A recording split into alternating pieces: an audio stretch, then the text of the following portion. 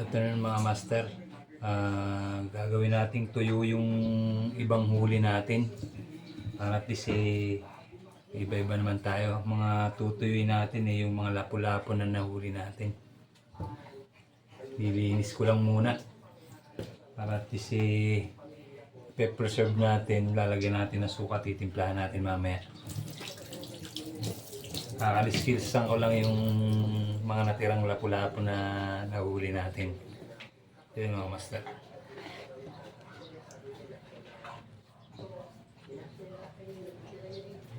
Yung ating mga tutuyuin. Kakaliskisan lang natin. Yung mga natira doon sa mga nahuli namin. May iba-iba naman gagawin nating dried fish. Update na lang mga master mamaya. Kakaliskisan lang muna natin.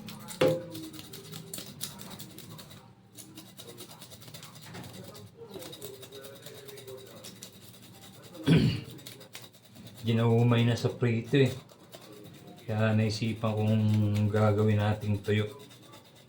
Dried fish natin para may iba-iba naman, para matikman natin kung masarap bang tuyo ito.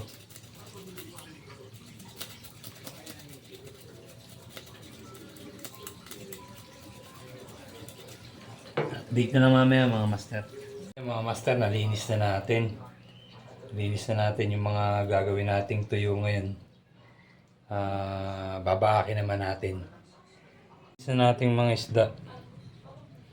Ito yung tawag sa amin dito, sabi ng bangkero namin baklang maming. Ito yung huli natin sa casting bottom. Isa rin ito yung blue spotted. Gagawin din nating tuyo. Medyo naumay na tayo sa sa prito at sa sinabawan. Gagawin namin, pero ano naman natin, tutuyuin din na, tutuyuin naman natin ngayon. Sasama na rin natin yung isang mawala yung ating tiki. Sasama na natin yung tiki. Ito meron din bisugong bato. Alam ko ito bisugo, ito halahin ng bisugo. Ito yung tiki. Tutuyuin din natin, titingnan natin kung magiging masarap ito pag tinayo. Update na lang ulit mga master. Kain muna natin yung ating mga auxilio. Ngayon mga master, babaakin natin yung isda para magdalawang part siya, pero hindi natin sasagad yung yung muna natin yung unahin.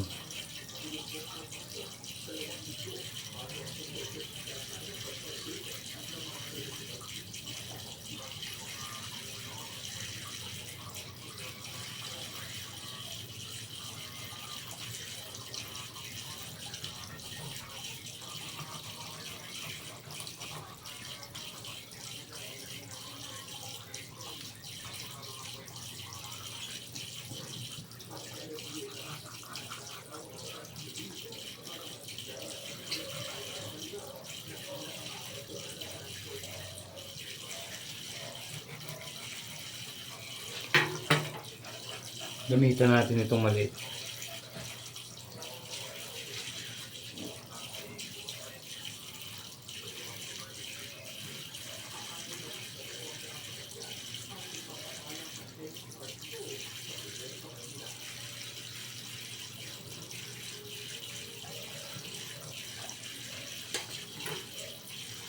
Natin dito sa gitna.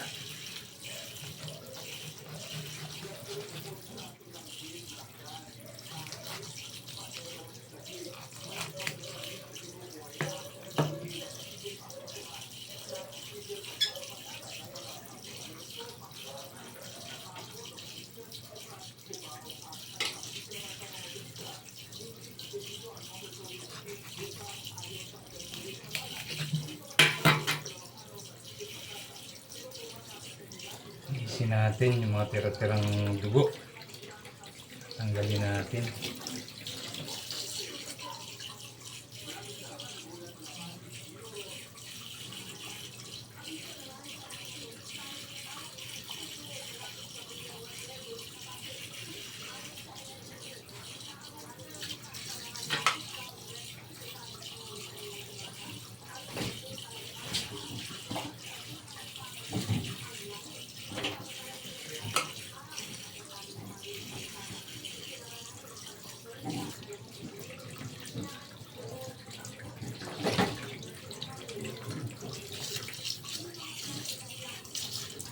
Tanggalin natin yung pinakang ituka niya.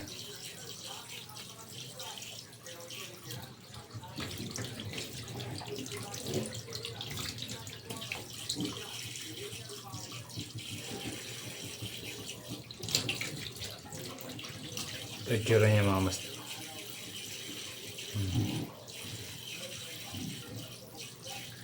Update na lang mamaya pagka natapos ko na lahat. Lilinisin din natin yung parte ng tiyan para at least hindi siya, pagka tinuyo mo, hindi siya ano yung kagad ng ng uod. Kailangan linis na malinis tong part ng tiyan. Kaya nililinis ko, tinatanggal ko yung part. Akala mo may plastic, natanggal ko rin yan. Ito na mga master, nabahak na natin lahat. Bahak na natin yung isda. Ito yung tsura nyo. Ito yung iba. Ngayon, titimplahan naman natin. Suka, asin, paminta, at bawang lalagyan natin. Titimplahan naman natin ngayon. Ito yung natapos natin. Medyo madami-dami ito.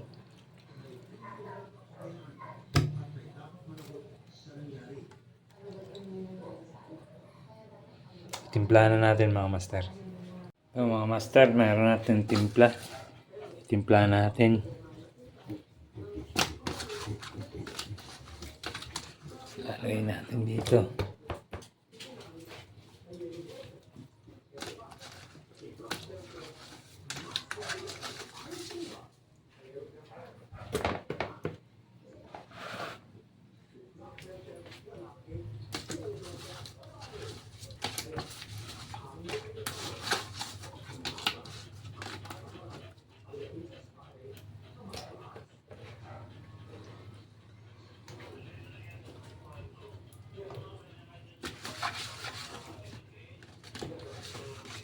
Templado na to. May asin, garlic powder, paminta. Tapos dito natin pag-iipon-ipunin. Tapos bukas, saan natin ibibilad.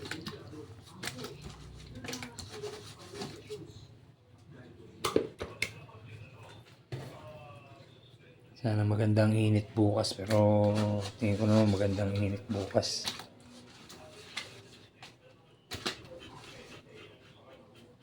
Ito na mga master yung ating timpladong gagawin natin. Ito yung lapu-lapu at mga isdang bato.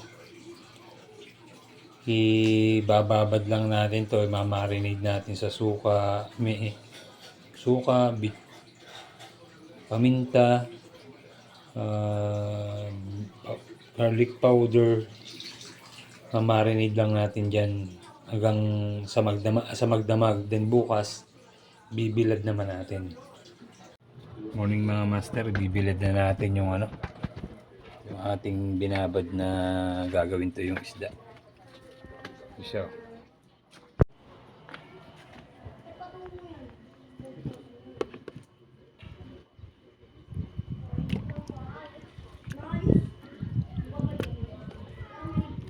ito yung magdamag nating binabad sa templadong suka.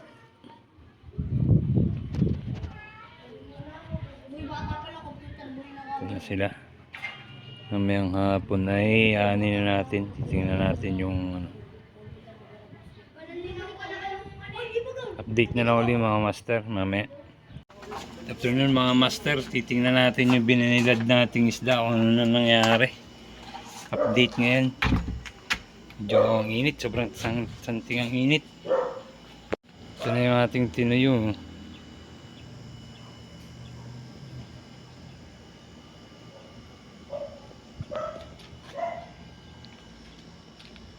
Yan yung ating tinuyo. Kaunti pa, may basa-basa pa. Kailangan mawala yung mga basa-basa niyan. Update.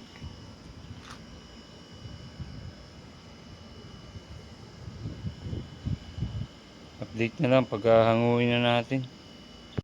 Good afternoon mga master. Ito na yung ating finished product na dinaing na lapu-lapu at mga istang bato. Ito na yung kinalabasan ng ating pagtutuyo. Mga isda. Nating natirang mga isdang bato. Pulapo, sigapo, at mga huli namin sa bottom. Master.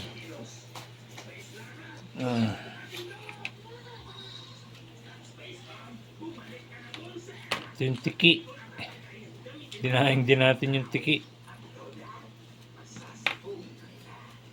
Sigapo. Baklang maming tawag nila. Ito yung blue spotted na grouper. Ito yung honeycomb. Ganda yung pagkakadaing natin.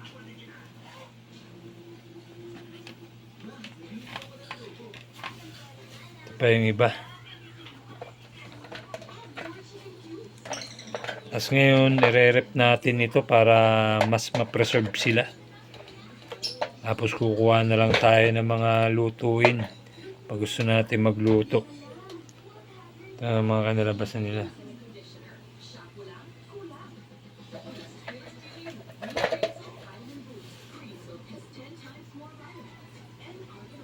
Sawa na kasi tayo sa sa prito at sinabawang mga lapu-lapu. Yan naman dinaing natin.